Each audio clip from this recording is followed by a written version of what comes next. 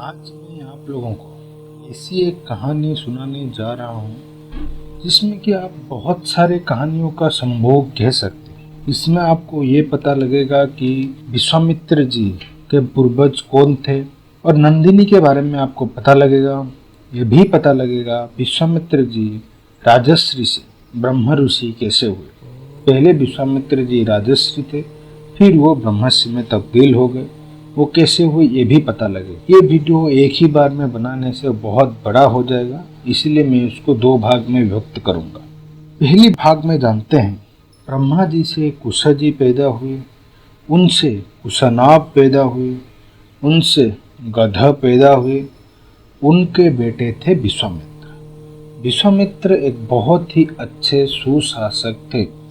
उनकी राज्य में कभी भी दुश्चिंता, कभी भी चोरी डकैती, कुछ भी पाप काम नहीं होता था। वो बहुत ही अच्छे राजा थे। तो एक दिन क्या हुआ था कि विश्वामित्र जी अपने सेना के साथ बाहर घूमने के लिए निकल पड़े। वो ऐसे ही घूम रहे थे। घूमते घूमते वशिष्ठ जी की मठ के सामने, वशिष्ठ जी की आश्रम के सामने आ गए। आ तो गए, वशिष्ठ जी से मुलाकात भी कर लिया। वशिष्ठ जी ने जब उनको देखा तब उनको पूछा कि आप कैसे हैं, आपकी प्रजाएं कैसी हैं। उनको उनके साथ सब कुछ बातचीत की, राज शासन कैसी चल रही है, सब कुछ नीति नियम से चल रहा है या फिर नहीं, सब बातें की। वशिष्ठ जी ने विश्वामित्र जी से ये बोला कि राजा जो है वो नर नारायण होते हैं, यानी भगवान विष्णु का इस अवतार, यानी कि भगवान विष्णु का इंसानी अवतार राजा होते हैं। और आज वो उनके आश्रम में एक राजा के होने से वो बहुत भाग्यवान है। वशिष्ठ जी ने विश्वामित्र जी के परिवार, उनके दोस्त, उनके शत्रु, उनके राज्य, राज सिंहासन, सबके बारे में अच्छे से पता लगाया और सब कुछ बारीकी से पूछा। लेकिन जब शाम आई, विश्वामित्र जी ने चाहा कि हम लोग चले जाएं, क्योंकि ये बहुत सारे लोग थे। वो एक दो तो सैन्य नहीं लेके आए थे, वो बहुत सारे सैन्य लेके आए थे। इसीलिए विश्वामित्र जी ने चाहा कि हम चले जाएं। लेकिन वशिष्ठ जी ने उनको मना किया कि कहा नहीं, आप रुक जाइए, आप ठहर जाइए। लेकिन विश्वामित्र जी को मन ही मन शंका हो रहा था कि ये महर्षि, ये ब्रह्मर्षि हैं, इनके पास तो खुद ही खाने के लिए कुछ नहीं है। ये हम इतने सारे लोगों को खाने के लिए कैसे कुछ दे सकता है। हजार हजार हाथियां हैं, हजार हजार घोड़े हैं, लाख लाख सैनिक हैं, इन सब को खाने के लिए कैसे दे सकता है। खाना के अगर दे भी दिए तो रहने के लिए जगह भी चाहिए। वो ये ब्राह्मण कैसे लाके हम लोगों को दे। यही सब शंका विश्वामित्र जी के मन में आ रहा था। लेकिन वशिष्ठ जी तो ब्रह्मर्षि थे। वो उनकी दिमाग की शंका को पहचान ले और खुद ही मन सोचे कि आज मैं विश्वामित्र जी को एक ऋषि की ताकत दिखाऊंगा, तपस्या की ताकत में उन्हें दिखाऊंगा। वशिष्ठ जी गए उनके गाय के पास। उनकी गाय का नाम था नंदिनी। नंदिनी कामधेनु की बेटी है। कामधेनु एक ऐसी गाय है जिसके अंदर सारे के सारे देवता वास करते हैं। कामधेनु को हम सब लोग पूजते हैं और उनकी बेटी नंदिनी थी।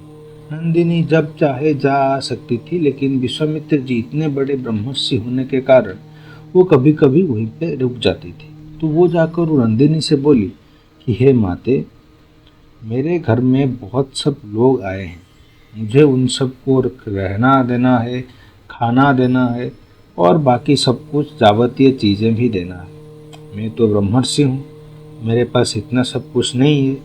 तो तुम कुछ ऐसा करो कि वो सब हो जाए, वो सब का व्यवस्था हो जाए और वो लोग आराम से रहकर फिर कल सुबह को चले जाए। उन लोगों को कोई भी दिक्कत नहीं आनी चाहिए।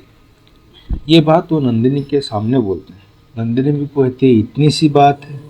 तो वो अपना पूंछ हिला देती है। जब एक बार पूंछ हिला देती है तो बहुत सारे बड़े बड़े घर, सुंदर सुंदर घर जमीन से उग जाते हैं। उनमें इस जो घर उगा है अभी अभी, उनमें बहुत सारे सुंदर सुंदर नौकरानियाँ भी आ जाती है। फिर खाने की बात आती है, खाना भी खाएंगे वो लोग।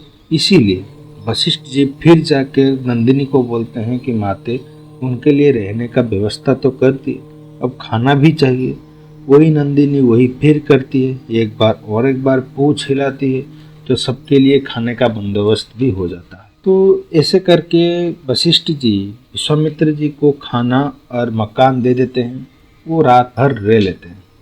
लेकिन सुबह विश्वामित्र जी को ये बहुत शंका हुआ, कैसे एक ब्राह्मण इतना सब कुछ आयोजन कर लिया। वो सुबह जाकर उन्हें पूछे, वशिष्ठ जी को विश्वामित्र जी ने पूछे कि कैसे आपने ये सब किया। तब वशिष्ठ जी ने सब कुछ सच सच उगल दिया कि मेरे पास नंदिनी है, नंदिनी कामधेनु की बेटी है, वगैरह वगैरह। तभी विश्वामित्र जी के अंदर वो लालसा आ गई कि वो नंदिनी को पाना चाहे, कि वो चाहे कि नंदिनी को लेकर राजघराने में रखा जाए। नंदिनी पहले से बंदी बनकर नहीं रह रही थी, वो जब चाहे जा आ सकती थी, लेकिन अब नंदिनी को विश्वामित्र जी अपने राजघराने में बंदी बनाकर रखना चाहते थे, जो कि संभव नहीं था। विश्वामित्र जी ने चाहा कि मैं नंदिनी को ले जाऊंगा, अपने राजमहल में रखूंगा। वशिष्ठ जी ने उनको मना किया, लेकिन वो नहीं माने। इसी बात पर विश्वामित्र जी ने अपनी सेना भेज दी नंदिनी को पकड़ लाने के लिए। लेकिन ये बात वशिष्ठ जी को अच्छा नहीं लगा, इसीलिए वशिष्ठ जी ने नंदिनी के पास गए और बैठकर गिड़गिड़ाए। नंदिनी के पैर पर बैठकर गिड़गिड़ाए। वो बोले, माते मुझसे गलती हो गई, ये लोग आपको मेरे से छीनना चाहते हैं, आपको आपकी स्वतंत्रता से छीनना चाहते हैं। मैं तो ब्राह्मण हूँ, मैं हिंसा नहीं कर सकता, इसीलिए तुम ही खुद अपनी रक्षा करो। ये बात जब वशिष्ठ बोल देते हैं, तुरंत ही नंदिनी और एक बार अपनी पूंछ हिलाती है।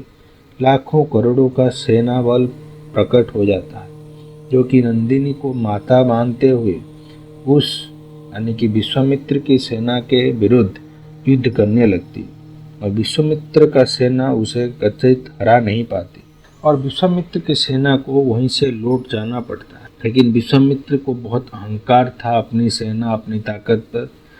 जब वो लौट रहे थे तब विश्वामित्र जी को वशिष्ठ जी ने बोला कि नंदिनी को पाने के लिए बल नहीं, ताकत की जरूरत नहीं, तपस्या की। इसी बात पर विश्वामित्र जी अकड़ गए। विश्वामित्र जी भी तपस्या करने बैठे।